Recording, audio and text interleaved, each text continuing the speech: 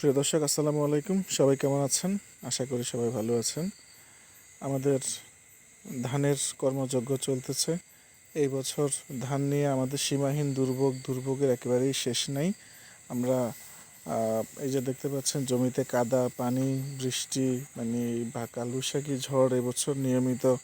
বেশ কয়েকদিন বৃষ্টির কারণে জমিতে অনেক পানি, কিছু জায়গা ধান বাতাসের সাথে শুয়ে গেছে, ওই ধানগুলো পানিতে ভাসতেছে। সেই ধানগুলো কাটা যায় নাই। আর হারভেস্টার দিয়ে আমরা যে ধানগুলো সংগ্রহ করছি, এখন সেগুলো আমরা বাড়িতে নেওয়ার কাজ করতেছি। আমাদের এই বৃষ্টির কারণে এখন যেটা হচ্ছে, এবছর তীব্র শ্রমিক সংকট। নিরুপায় হয়ে আমরা নিজেরাই এই জমি থেকে ধানগুলো সংগ্রহ করতেছি। ভেজা ধান অত্যন্ত ভারী, এবং পথগুলো ভেজা হওয়ার কারণে খুব পিচ্ছিল অবস্থা। এখান থেকে ধানগুলো বাড়ি পর্যন্ত নিয়ে খুবই রিস্কি একটা কাজ।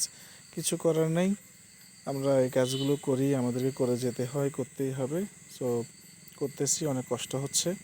এখন এই ধানগুলো